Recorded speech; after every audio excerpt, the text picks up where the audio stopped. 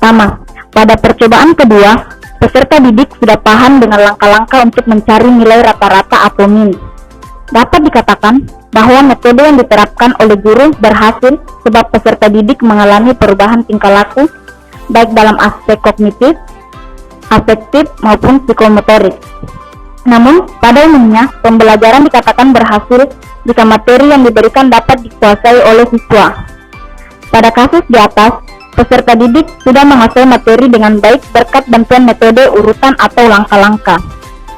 Sebagai calon guru, metode seperti kasus pertama ini dapat diterapkan untuk menilai ranah kognitif C6, yaitu menciptakan sebuah teks.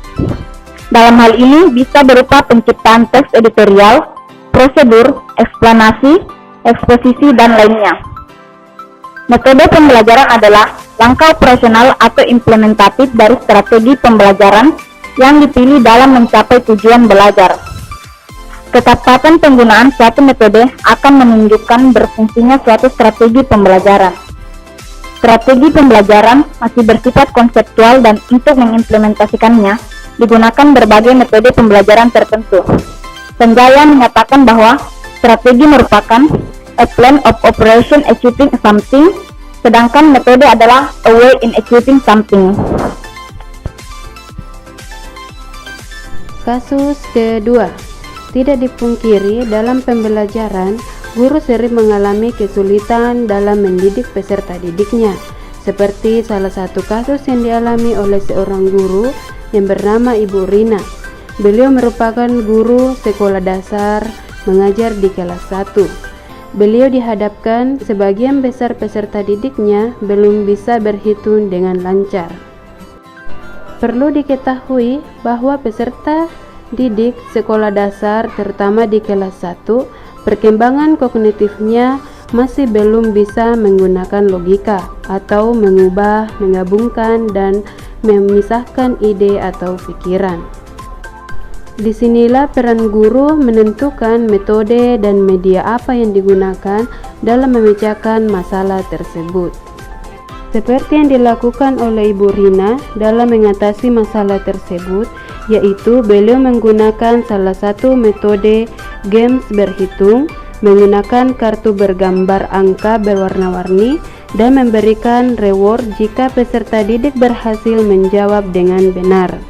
Dilihat dari situasi peserta didik terutama sekolah dasar kelas 1, di mana seusia mereka masih dalam dunia permainan. Jadi, metode yang cocok digunakan yaitu metode games, sehingga peserta didik lebih senang belajar dan memudahkan mereka dalam berhitung. Alasan menggunakan metode games adalah berdasarkan teori perkembangan dari Piaget. Anak usia 2-7 tahun masuk dalam tahap praoperasional. Selama periode ini, anak berpikir pada tingkat simbolik tapi belum menggunakan operasi kognitif. Artinya, anak tidak bisa menggunakan logika atau mengubah, menggabungkan atau memisahkan ide dan pikiran. Perkembangan anak terdiri dari membangun pengalaman tentang dunia melalui adaptasi dan bekerja menuju tahap konkret. Ketika ia bisa menggunakan pemikiran logis, selama akhir tahap ini anak secara mental bisa merepresentasikan peristiwa dan objek, fungsi semiotik atau tanda, dan terlibat dalam permainan simbolik.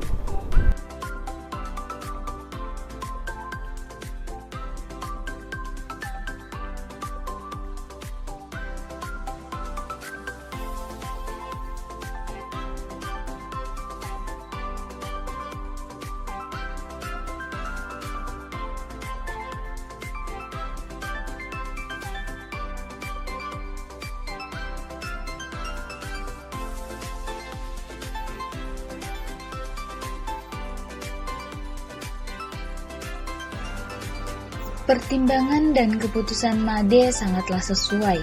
Mempelajari tes deskripsi dengan memberikan contoh tentang pantai dan makanan khas Bali akan membuat peserta didik lebih memahami budaya atau ciri khas daerah mereka sendiri dibandingkan mendeskripsikan bangunan-bangunan pencakar langit yang ada di ibu kota.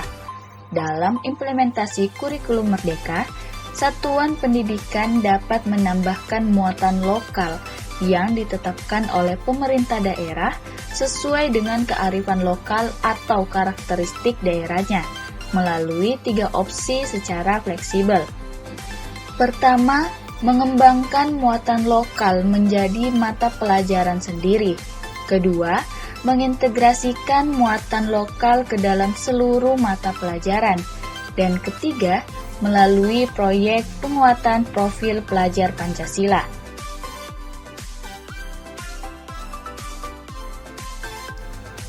Keputusan MADE sudah sangat tepat, sebab generasi Indonesia bisa mengangkat keberagaman daerah menjadi suatu keunggulan lokal dan bisa mengglobal dengan keunggulan lokal tersebut, sehingga terdapat rasa bangga dengan potensi lokal, bisa mengembangkannya dan mengeksplornya. Bahkan, peserta didik bisa mengglobal dengan keunggulan lokal yang dimiliki. Prinsip yang digunakan MADE dalam pembelajaran ini adalah intrakurikuler. Pembelajaran ini dilakukan dengan terdiferensiasi sehingga peserta didik memiliki cukup waktu untuk mendalami konsep dan menguatkan kompetensi. Tujuan dan fungsi dari prinsip ini adalah peserta didik memiliki kemampuan yang tertuang dalam capaian pembelajaran, menumbuhkan kemampuan akademik peserta didik, dan menguasai materi pembelajaran. Untuk membantu mencapai tujuan dan fungsi tersebut, MADE menjadikan pantai dan makanan khas Bali sebagai contoh, agar nilai budaya lokal juga ikut serta dalam pembelajaran.